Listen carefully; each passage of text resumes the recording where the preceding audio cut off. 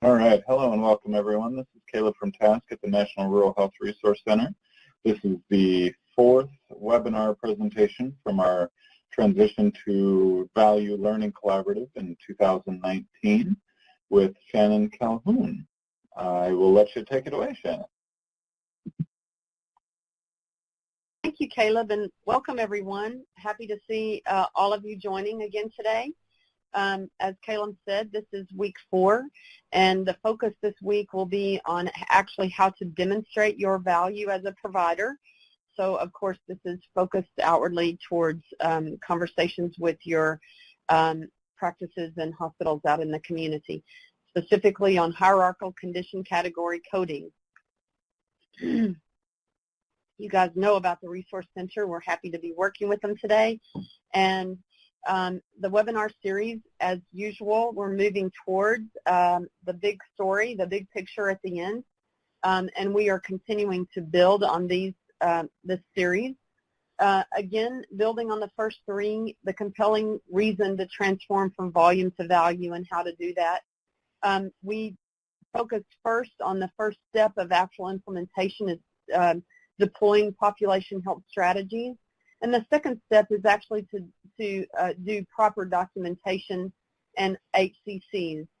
And again, I say what? That's not very easy to say, hierarchical condition categories. So we're going to do a bit of a dive into that today. What I'll tell you is that, full disclosure, I'm not a coder. Don't necessarily want to be one, but this will be a little bit into the weeds, pretty granular and maybe a little dry, but not to the point of showing the expertise from a coder perspective. My intention here is to help you understand why a provider would want to actually do hierarchical condition category coding, not necessarily how. That is a very specific area of study, and there's a lot of opportunity out on the web to learn that program. I also want to wrap this up together so that you see how proper documentation and use of the HCCs connects with what we've talked to before, and that is in payment and delivery reform, and also how that sort of plays into population health strategies. So I guess if I were to say anything that's really important in this whole webinar series is that we have to tell the true story of health.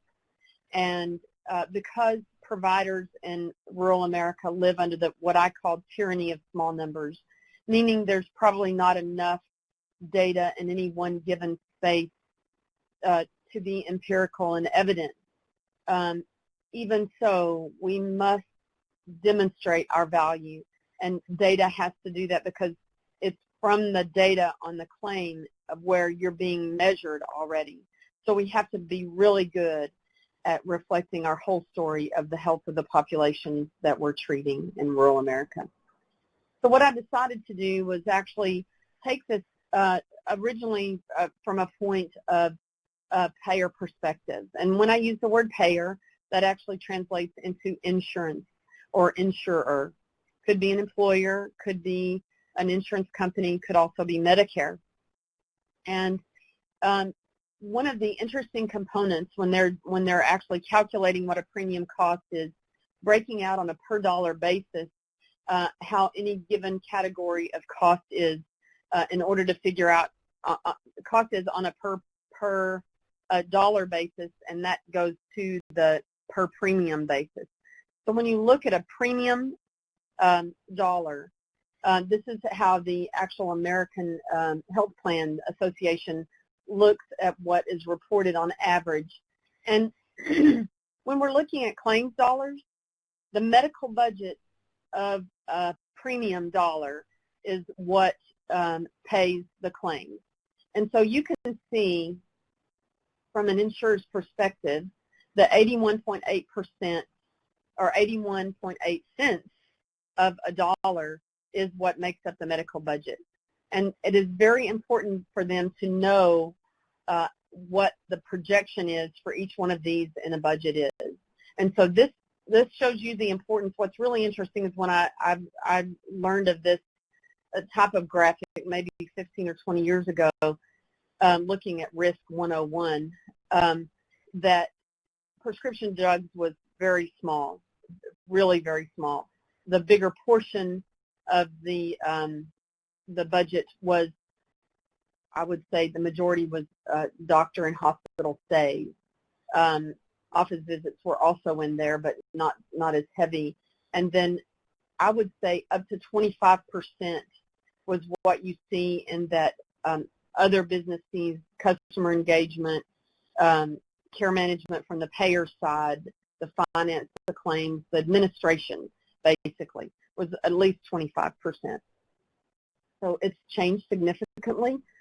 Some of that comes from the ACA, but you can see when someone is trying to figure out what the premium is going to be and when the crunch is that the premiums are going up more than on a dollar basis, that they're going to drill down a lot and see how they can project and manage what that cost is.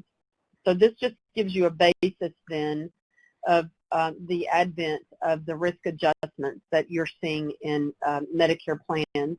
In early as 2004, Medicare implemented a system of paying Medicare Advantage plans, and I'm assuming all of you know what the Medicare Advantage plans are, but they wanted to give them a greater incentive for fee-for-service providers to report diagnosis, and there's a reason behind that. But that's really the advent of Medicare starting risk adjustments and hierarchical condition coding.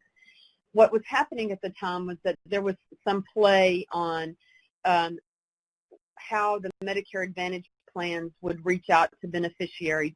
Beneficiaries in the insurance world translates to us in the provider world of patients. But the beneficiaries, perhaps plans would decide they would want to cherry pick and only pick the healthy beneficiaries, or they might realize swinging opposite of that is that if they get paid higher for the really sick patients. And so true risk is a balance across a pool of people. And of course, if you have a numerator and denominator nice differential, that the risk is spread across a lot of people with variances that help cover the cost of those very sick. You've probably also heard that sort of 80-20 rule where 80% of the population or 20% of the population takes up 80% of the cost. So what Medicare was trying to do was actually align payment with resource use. The way they say it here is that Medicare and other payers had increasingly turned to diagnosis-based risk adjustment payment systems in which health plans are paid more for enrollees expected to need more care. Again, that's aligning the payment with the actual resource use. So risk adjustment itself is a method that they use to adjust what the payment's going to be, sort of projecting that. And it is based on the health status plus characteristics. So for your notes here, and by the way, through this presentation, I left quite a bit of words on the slides. For your reference, it gets pretty much in the weeds pretty quickly. So I'll try not to read all the slides, but most of the information is written in here so you have a good understanding. And it came from several resources. I did quite a bit of research and picked some that were pretty consistent across, and I've referenced those for your information at the end of the presentation. But the adjustments actually do consider when they're calculating that the diseases have an impact on the total spend. So total episodic disease actually have an impact. And then, of course, as always, they look at age and sex as part of that because that's a long-standing view of projection of cost and outcomes. The other thing you need to know in risk adjustment, and it's predictive in nature, but it's from the current year to predict for the future year expenses. So again, that's that pre-planning that a plan has to do in regard to figuring out what their total budget is going to be on covering an X type of population. So the adjustment is actually done to reflect the health of the beneficiary, because they can then adjust with a greater disease burden and less for a healthier patient. So the adjustment scores are assigned to the patient, and it's including the diagnosis codes reported on your claim that connect to the patient's disease burden or resource use with the risk score. And I'll talk about the score in just a minute. And this, again, you don't have to remember all this exactly because it'll tie up and we'll be talking about it where it makes sense, but I'm trying to give you a platform here. The other thing about risk adjustments are that chronic conditions are reported each year. So what that means, and I said we talked about this a little bit last week, but the risk adjustment slate is wiped clean annually every year. And so in Medicare, all the patients are considered healthy until the diagnosis codes are reported on claims. What that's doing is they're doing a reset of that risk adjustment, and it's critically important that you do those chronic conditions every single year. Again, this is setting the basis of how we project our value to those who are buying our value, or buying based on our value, which would be insurance companies, payers, employers. So the risk score, which is called the risk adjustment factor, is actually set for each patient. So every patient has a score ultimately, and the baseline includes what I've talked about before, demographic elements, age and sex, but it also does a little bit of a deep dive. In Medicare, it has dual eligibility as a weight, end-stage renal as a weight, and there's probably one other I'm not thinking about. Maybe cancer has one.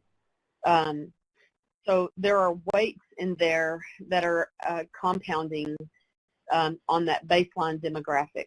And then added to that, incremental increases are based on hierarchical condition category diagnoses that are submitted on claims at a face-to-face encounter with qualified providers during a calendar year. So that's really important. Incremental increases based on diagnosis submitted with claims from a face-to-face encounter with qualified practitioners and during a calendar year. Now, all of that coding, like I said before, is prospective in nature. The work you do this year sets the risk adjustment factor and subsequent funding for next year. A little bit different way to say that. So hierarchical condition categories are, in fact, a type of risk adjustment. So I've just shared with you what literally the risk adjustment is, and that risk adjustment and those categories are used to capture the more comprehensively on the claim, the medical status and history. These are used by both CMS and they are by the Accountable Care Act requirements. So the CMS, or Medicare, risk adjustment model measures the disease burden into 70 categories that are correlated to diagnosis codes. We literally called, I think there's actually 79 now, but those are families of disease states or body systems and similar disease processes. So all of the ICD codes map to these 70 families that give disease specificity. Hopefully that makes some sense. And so you start with a claim that has a hierarchical condition category used. It's a methodology, like I said, with certain diagnoses assigning to that HCC category and including the severity of the disease state. From there, the codes are assigned a risk factor, and then from there, that risk factor actually is generating a risk score for the patient. And that qualifies them for specific disease states. So that's how they're tied together. You start with the HCC code, it goes into the claim, then that claim from the payer perspective produces a risk factor, and then the patient has a risk score. Certainly then that's calculated across the whole plan. So this sort of sums up those last few slides that I just talked about. If you see a 76-year-old female that's Medicaid eligible with diabetes complications and some vascular disease, no, it's actually not diagnosed with disease, diabetes complications, vascular disease state, congestive heart failure, or an interaction of the two. Without anything other than just say they're Medicaid eligible and they're 76-year-old female, they have an actual score of 0.593. And if they were coded some, like the patient might have come in on a complication on their diabetes, and that's noted, which this is probably the standard way we see it, especially in rural health clinics that have not, under all-inclusive rates, been financially incentivized to have to do the expanded disease state for an increase in payment. They probably, under this scenario, might get something one time where the patient came in and it was about diabetes. So they got a difference between 0.593 to 0.711. But if every time a patient comes in, regardless of what disease state they actually do have, every time that there's a documentation that the provider and the patient interacted in conversation about those complications, even though the diagnosis and treatment was on one, each one of those disease states that that patient currently has is documented in a claim at least once in a year. You can see the difference of what the risk score was. If you put that score on a one-to-one basis for $1 on how a provider would get paid, in the first instance in the column, on $1 they would get paid 59.3 cents. If they coded some, they would get 71.1 cents.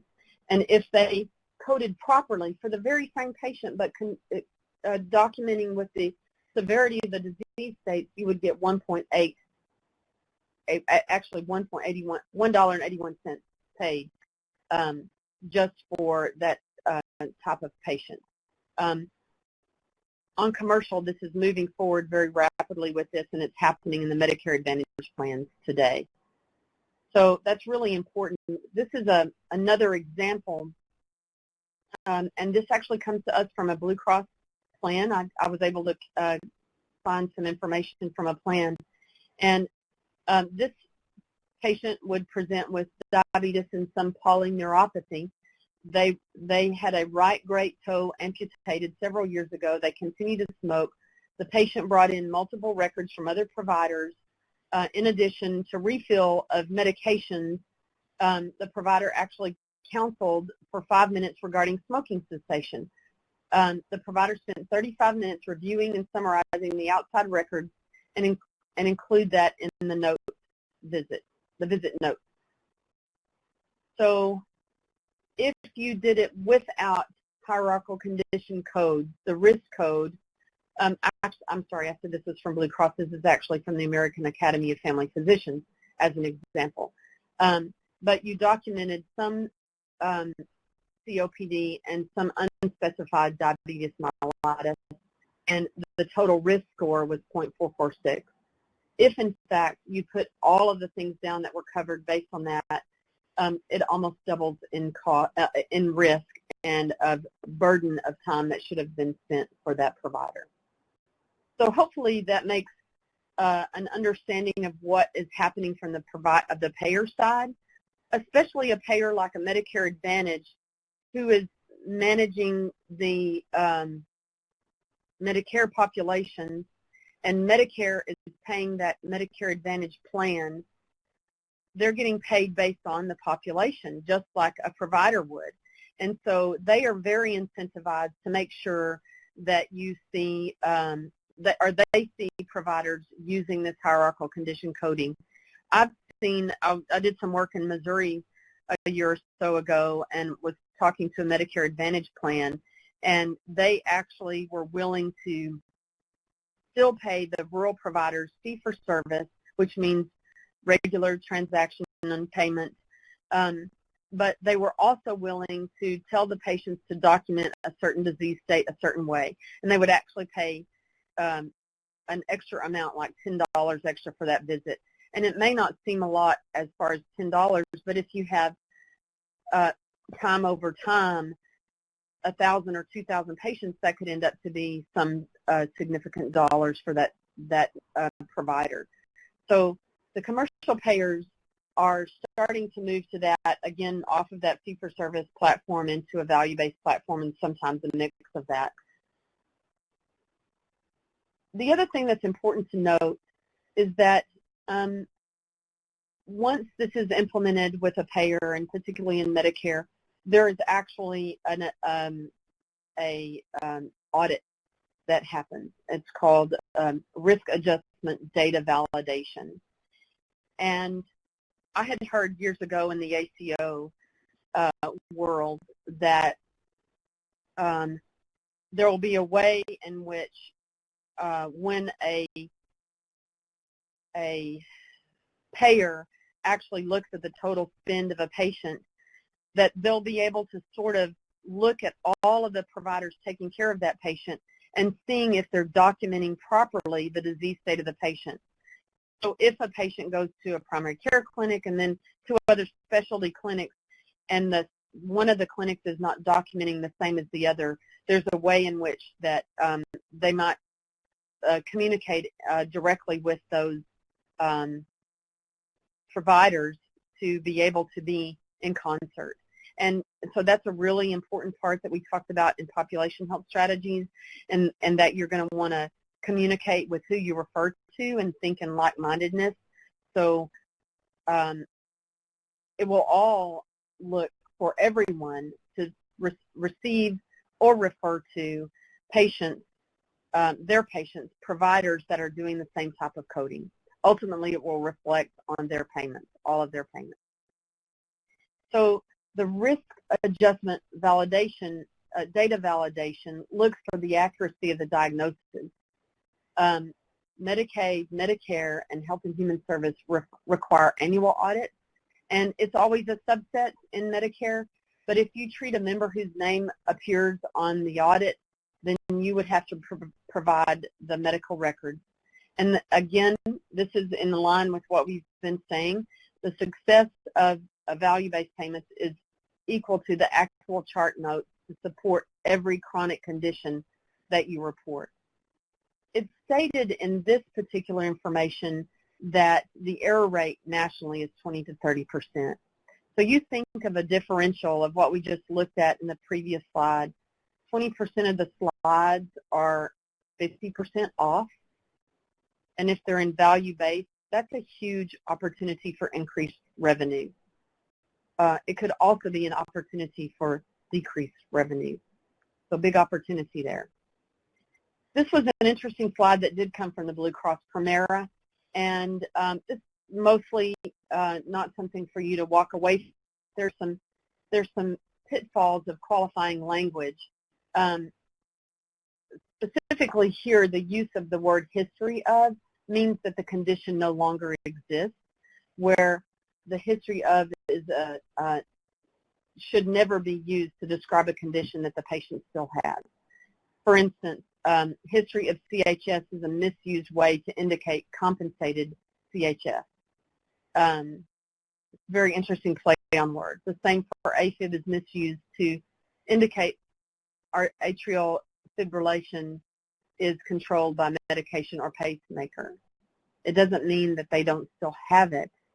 It means it's been managed, but using the word history means that it's not there anymore. So again, hierarchical condition categories give clarity and the ability to make sure that it matches the notes. Again, there's a very good community out there that trains for this.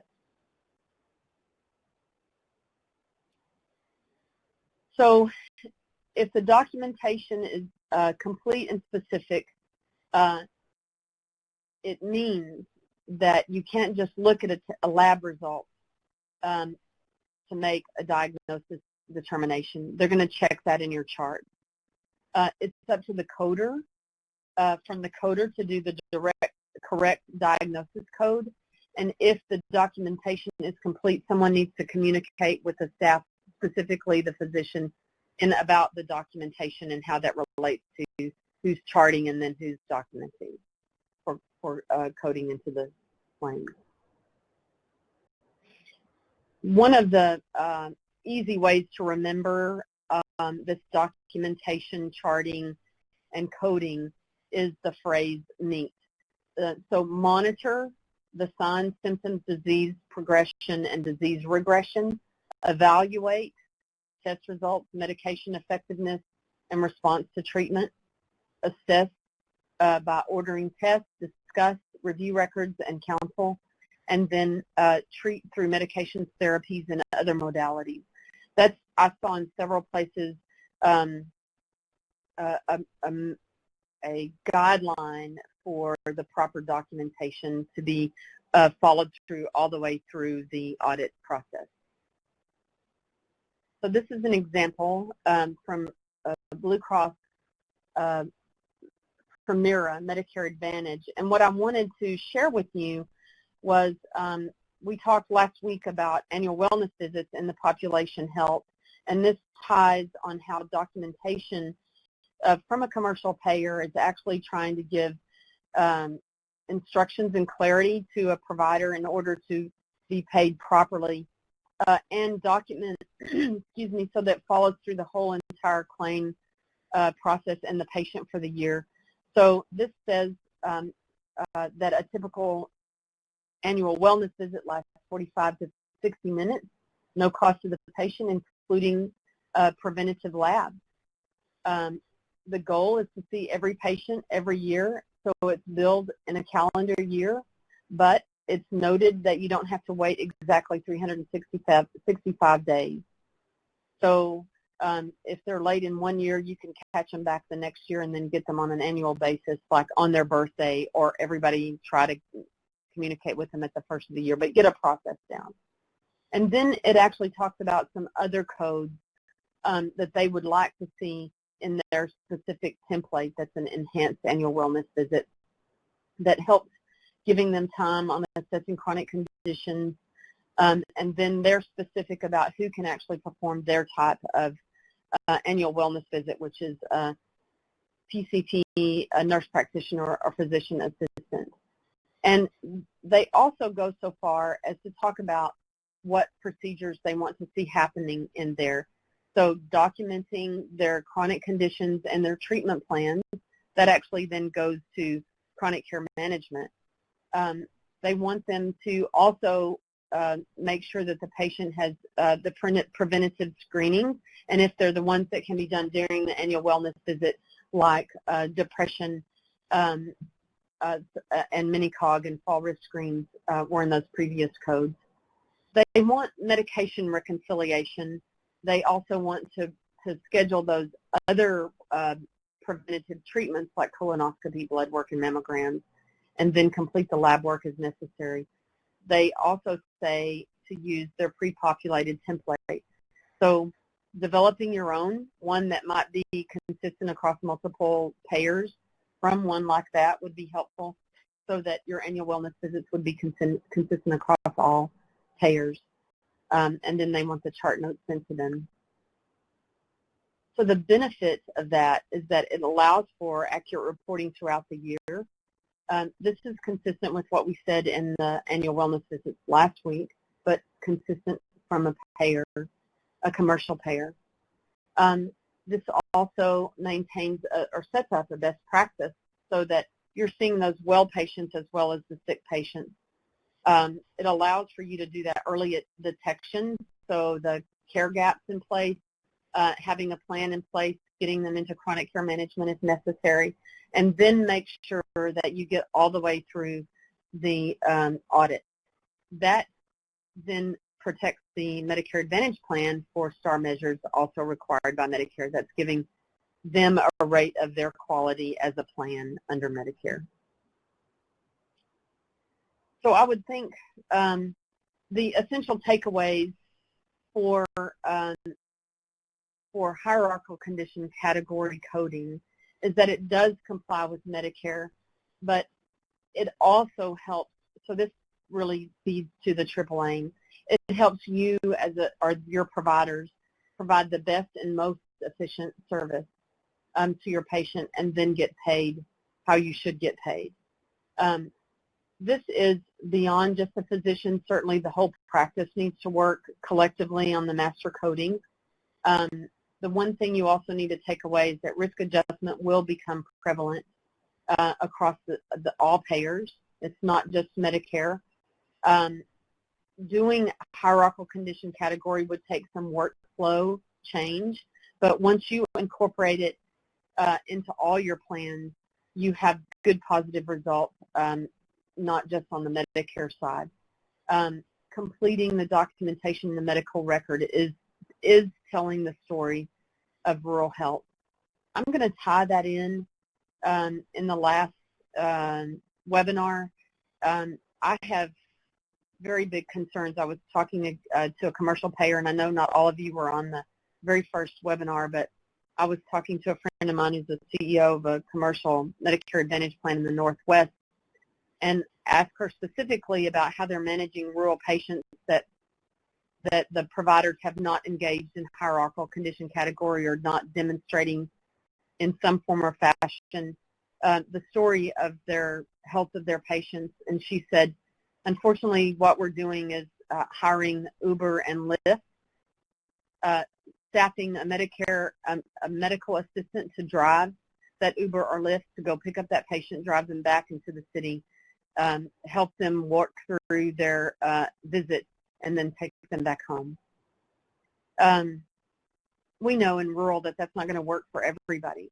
But what the message from her, and she was not rude in telling this, but it's a matter of fact, if they're going to get paid based on the quality of the providers that they're contracting with, and they don't have providers that are demonstrating quality, they have to do something. So I think we actually have an advantage in rural America to be able to do something of high quality, but we have to engage in the documentation because the story is being read specifically from the claims today. And so it's critically important that we have documentation and specificity in order to be able to tell the story of the health of the rural patients across the country. So I'm going to, obviously this is going to wrap up a little short, but it's been pretty dense. I haven't slowed down for anybody to ask questions, and I'll certainly want to do that for you. But I found a list of best practices that ring true with what I've been trying to demonstrate across. What's important to know is that you can have claims denied if the diagnosis specificity isn't meeting what the diagnosis treatment actually is. And so it's in your best interest to know this. You need to know through your practice that you have systems in place and a workflow in place that gives you the time and the capacity to demonstrate this. I think I gave one example before, but the example is if you're just repeating that you had a visit with a patient that had diabetes versus actually saying that that patient has diabetes with neuropathy, but other claims elsewhere reflecting there's a more extensive disease state, your claim could be denied. So it's really important that your claims, your charting and your patient's conditions are reflected in your reporting and your billing. So focus on accuracy is an important future component, not just being able to meet the minimum requirement of an all-inclusive rate. The second thing is understanding your patient population. Many of them have common HCC diagnosis.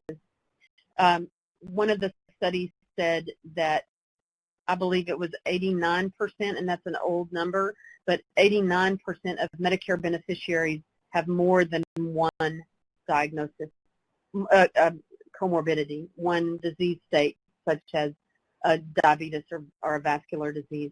And if they have one, probably they have two. And then the number goes up. If they have two, they probably have five.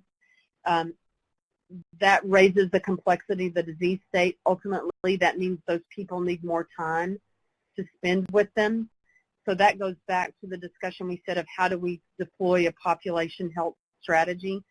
If we have really sick patients that require much more time, how do we fund that? So we need to make sure we get paid with the alignment of the time and burden or resource use connected to the disease state that the patient has, that connects to the accurate record that we have to have in place to be able to manage the population properly. That also goes into the specificity of capturing the comorbidities, always every year on an annual basis for all of the disease states they have, even if you're not treating them for that time that they're there. You need to have more than one hierarchical condition code. It's not coding. It doesn't mean that's what you're billing for that, but it's coding for the disease state of what that patient has. There is also complications in the conversation with your claims module within your electronic medical record. It's not uncommon to see that they'll only take 4 codes. You need to work with them so that you can either take a way to document more codes, or you'll need to work more in the practice so that you know that if it's not documented this time for whatever disease state you didn't see or talk about or bill for in this particular visit, that you captured in the next visit or the next visit. But you want all of the disease states at least documented once in a year. So that requires sort of a technology code change as well. And then, of course, that leads to the point of reporting everything every year to make sure that, again, you get that proper payment moving forward. So this is actually some references that I used, and if somebody would like the material for this or even the links, there was a Medicare Advantage plan that did risk adjustment coding. There's also the HCC crash course from the American Academy of Family Practice.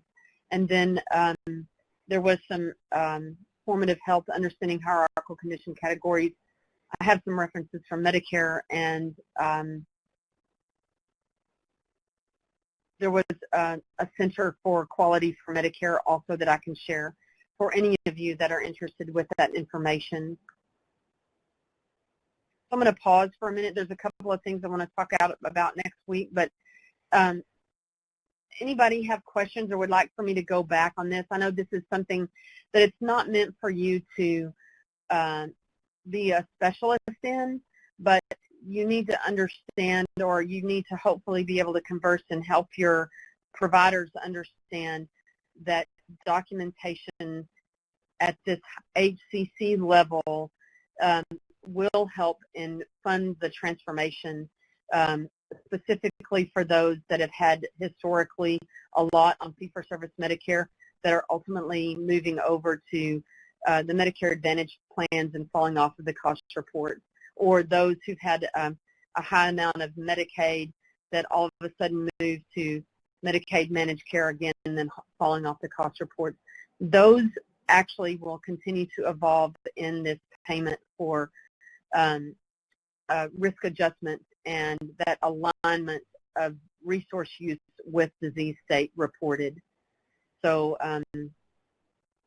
it's important to know, and there should be material in here to share about how your folks can go out and learn more about HCC coding. Maybe that's a class that you would share for them. Any questions? You guys are kind of quiet today. It was a really in-depth conversation. Thank you, No Shannon. questions? These are just a bit of a reminder to everyone. This is some of the education and resources that might be beneficial to share with your hospitals as a part of your action plan. So as a reminder, at the end of the Learning Collaborative, we'll ask participants to identify an action item, an action plan, a couple things based on the learning collaborative that you'll take from the learning collaborative and implement either from your flex program or to your hospitals based on the findings from your discussions with the hospitals or based on the education presented during the webinars or presentations. So identifying resources and training and education that can be provided to the hospitals on the HCC coding and just billing and coding resources is one of those things that can fit really nicely into your action plan. Thank you for that, Caleb. And to reiterate, the proper coding really ties into the whole idea of transformation. It is probably doesn't even have to be understood to the degree that I shared with you today, but I wanted you all to understand the value and importance of knowing that the measurement of rural health is being done today through information on claims. And the ability to demonstrate the true worth and value of the care delivered in rural America needs to be showed up in the claims that are submitted. And I don't think that all of them are. It's not proven that they have been. And so there's a lot of good folks at NRHA and the policy people. I see Kwong on today. I know that you guys track the policy. And it's really important to note that there's quite a bit of interest of how those all-inclusive rates actually get credit, that the tyranny of small numbers is incorporated in the measurement of the value of low-volume providers, and those things are changing, but part of transforming is actually changing from our side too, and no one can tell the story of the health of the patients that happen in rural America better than the rural providers. So this one's a really something that makes me lose sleep at night, is how do we actually make sure that everybody understands the value of what this means. In truth, I think rural providers could be wildly successful by doing this because we have so many, because of the tyranny of small numbers, we have probably an imbalance of the type of people that have high conditions or high amount of conditions. And so being able to be able to ultimately, when you have to work with Medicare Advantage plans, because that's what your patients are picking, instead of staying with fee-for-service Medicare, which is the traditional and most consistent way that we see in pockets of rural America, the value and opportunity of being able to know that you can actually generate revenue that would balance out that differential of what's happening in leaving the cost report. And I know that may be a lot more information that you want to know, but there's opportunity for rural providers to be successful in this, real opportunity. It's just slow and iterative on improving the ability to be able to document properly and then be able to grow revenue, to be able to change the staffing models and the ability to then get paid, that transition into pay for value.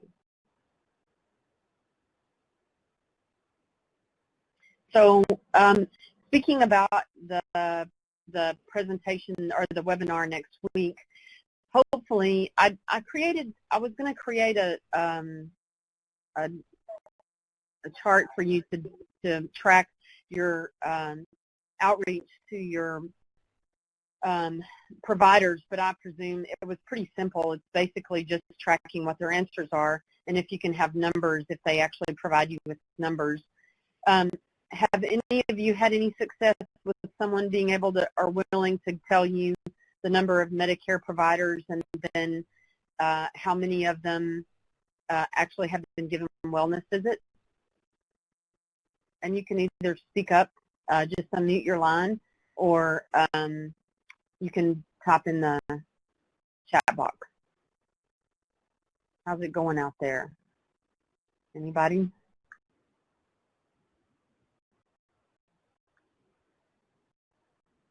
Okay, a couple are typing, so hold on just a sec.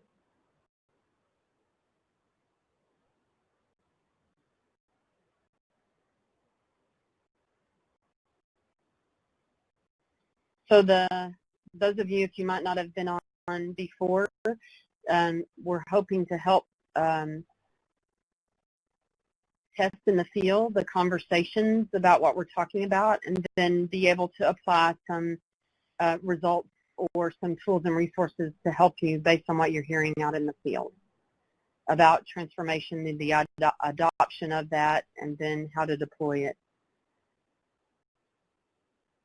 Okay, I see one responding saying it's been challenging, and one said they received a few responses back.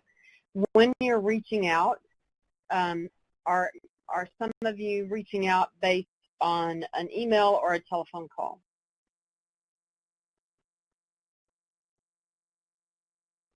Okay, we've got a few more responses coming.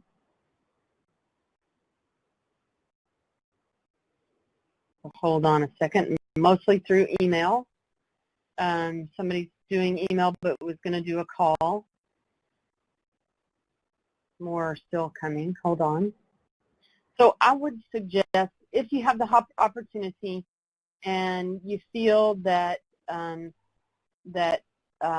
it's not too much of a burden, that you try to make a phone call, and you know, don't feel pressed if they can't answer. You know, it's just if there's an answer of no, that's okay too. I'm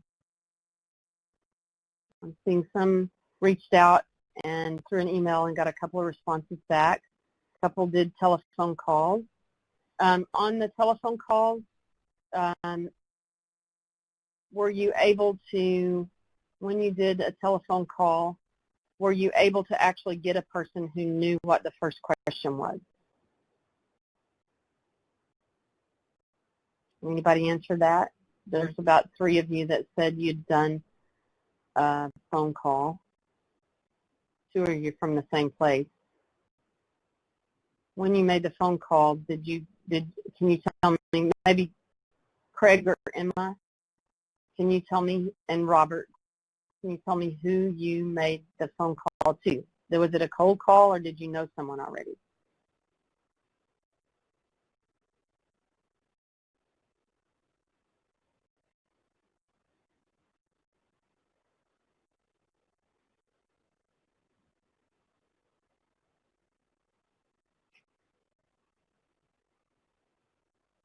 We're still getting some answers, so hold on a sec.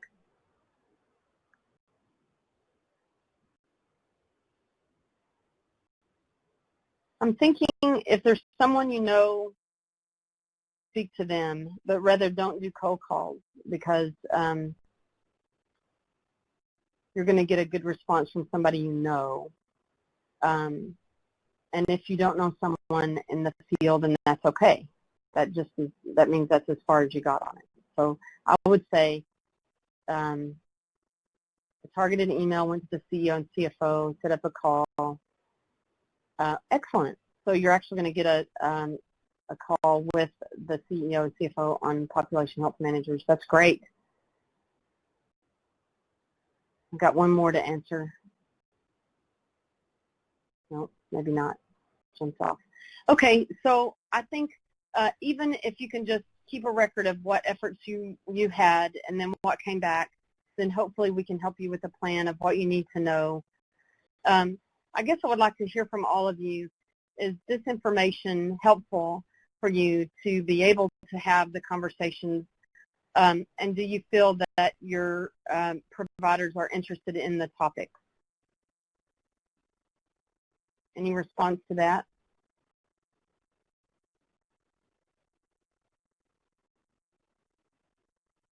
You guys are being awfully quiet today.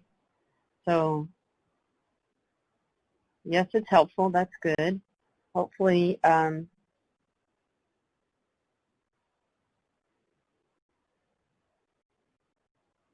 hopefully that we can continue. I'd love your feedback.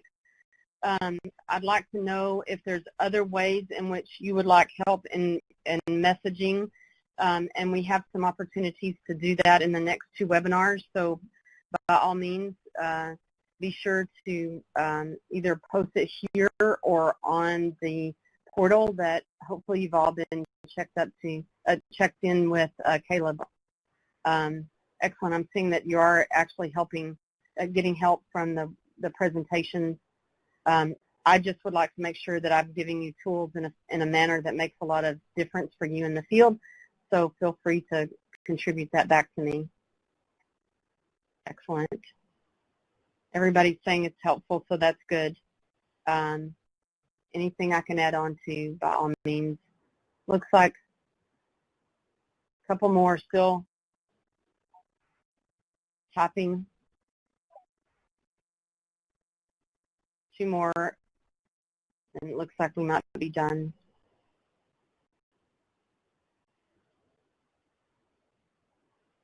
While they're typing, I'm going to tell you that next week we actually are going to look at the ROI, the return on investment. And so what I'm going to do in that program is, I'm going back to the slide that says the last 2.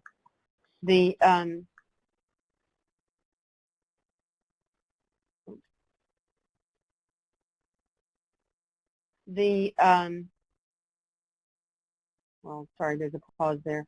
The return on investment, I'm going to go back to the care coordination, annual wellness visits, population health strategies, and look an example of how many people would, or what the income could be for, let's say, a basis of 1,000 Medicare beneficiaries in a practice. And so we'll try to go through that. And I was hoping to have at least 1 or 2 of you have those 2 pieces of information. Do you have a practice that's doing, or that you can actually just ask the practice, how many Medicare beneficiaries do they have on their rolls, and how many in those on the active roll actually did annual wellness visits? And then if not, I'll have one prepared. But if more than 1 of you has some information like that, I'd love to know about it. And you can present it on the actual webinar next week, or you can email me or post it on the portal. But I want to make sure that we have a chance to look at the return on investment. And then at the very end, on the last one, we're going to try to tie that all together into really all the things that are happening out there, the opportunities, what's happening in the quality payment programs that rurals might be able to participate in, what's looking at ACOs, and then even possibly discuss some other opportunities or some places to be concerned. I'm tracking right now what's happening in the commercial space that could be harmful to rural, so we'll do that on that last webinar, try to tie it together for you, and hopefully have that big picture for you. So I do see someone